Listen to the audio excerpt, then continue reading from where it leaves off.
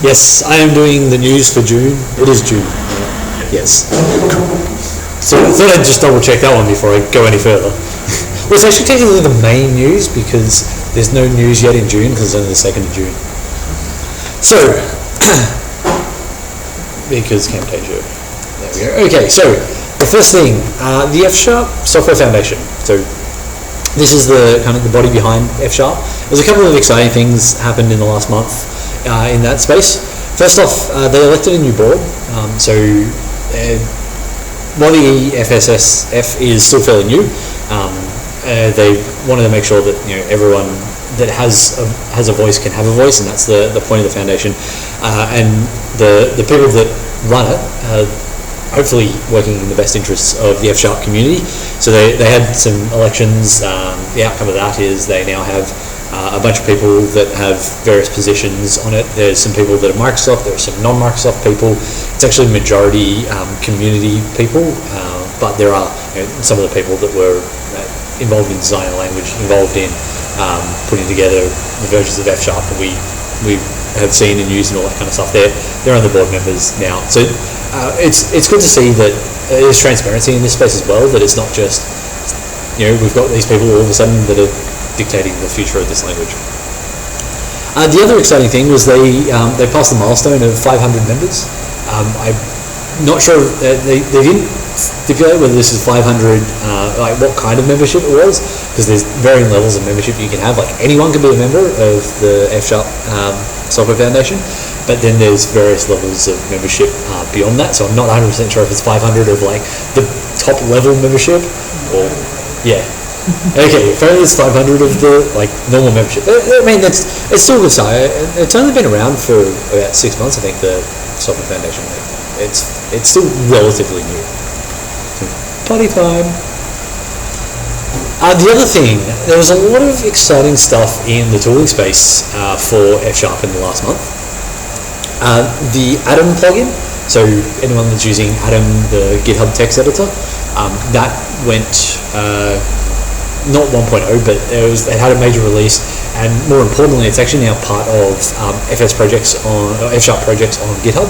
So it's now under the umbrella of the core F# projects. I just tried to get it up and running to do the prizes, but I'm not quite sure how to run the project. I've got like syntax highlighting, and it gave me an error, but I don't know how to actually like make it do something. It also seems to be a little bit light on the documentation. It's like install the plugin and win.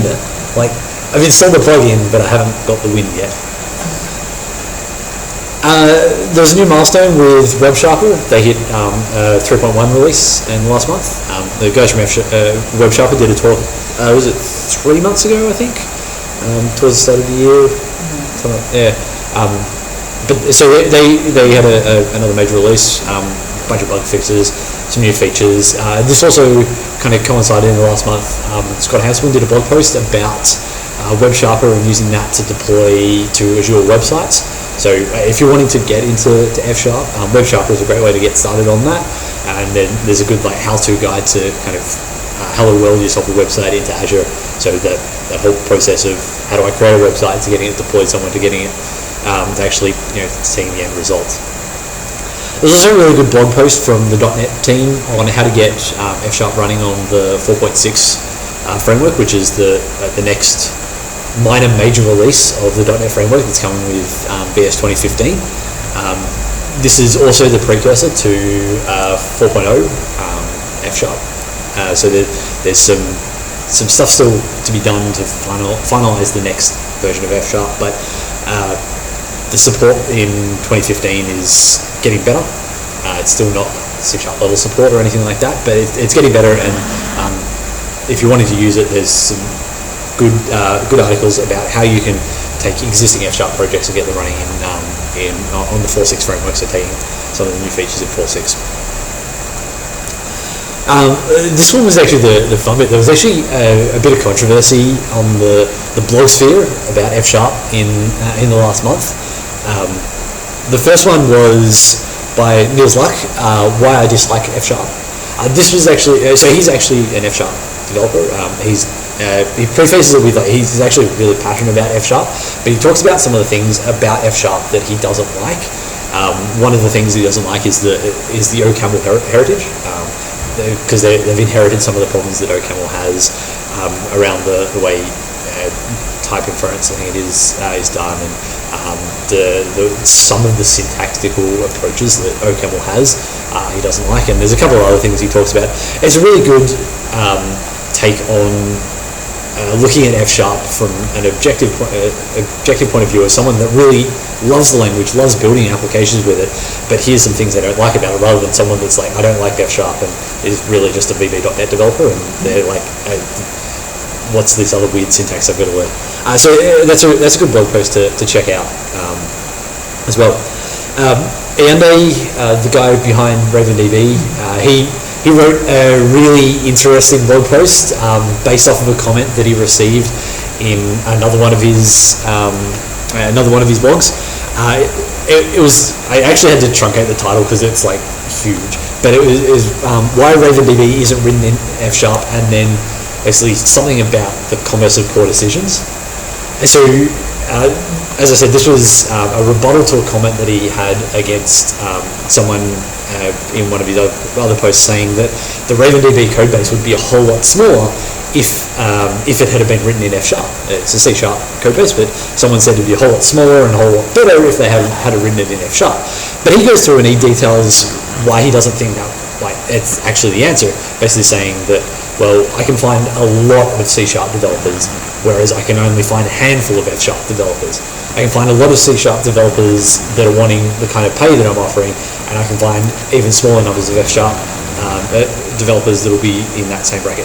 Basically, he's got some good stats in there about it, and also a somewhat intelligent rebuttal to the argument of the smaller, less lines means better code. I take the whole concept of less lines makes better code with a grain of salt. I also take everything that Iande says with a grain of salt, because I can find him to be a bit abrasive. Yes, that's a good way to put it. Yeah, but it is still a good analytical approach from someone that's got a very large C# code base. The other thing that he says is, I can't really find many F# open source projects. I don't know, did he kind of miss the whole /F# thing on GitHub? Like, there's a lot of projects in there. Sure, a lot of them are contributed by the people that work on F# core and stuff like that, but there's still a lot of open source projects on there. Just gotta put that one out there, that he might have just missed this thing called GitHub, and that there's some code on there that's written in F#. Just saying. So in a rebuttal to that, a blog post was why my F# projects don't use RavenDB, or the commerce of poor decisions. And this is a bit tongue-in-cheek. So Scott is one of the F# Software Foundation board members as well. Technical director. I think he's not the technical director. That's Don. So he's one of the other very important people in the foundation, and also a very important figure in the F# community. So he wrote this blog post, and it's really quite funny to read, because he's talking about, he basically rebuts all the points that Iande says of so you're saying that because you can't find developers, it means that it's no good and stuff like that. And he basically finishes with, oh, whoops, I forgot to cover the point of why I don't use RavenDB. He basically equates it to the RavenDB versus SQL Server argument, saying, well, I can find 10,000 SQL Server developers, and for every one RavenDB developer, I can find plenty of administrators that understand SQL Server, and I can only find a handful that understand RavenDB. Basically pointing out the folly of his argument of trying to equate apples to pears, basically. It's a good post, written in a bit of a tongue-in-cheek style, but again, with the same sort of intelligent attacks that Iande's post had in it. So the thing that I actually really find interesting, looking through sort of what happens in the last month of F# is looking at what people are wanting from the future of F#. What people are proposing, so the kind of stuff that's on the user voice, what's getting upvoted in that sort of space, those things I find quite interesting. There was a good user voice request put in there for making the result of the dict to return something that implements iDictionary. Currently it doesn't, which means that interop with like C# is a whole lot more difficult, because you've then got to have this extra layer that passes it through to something that C# is much more comfortable with understanding.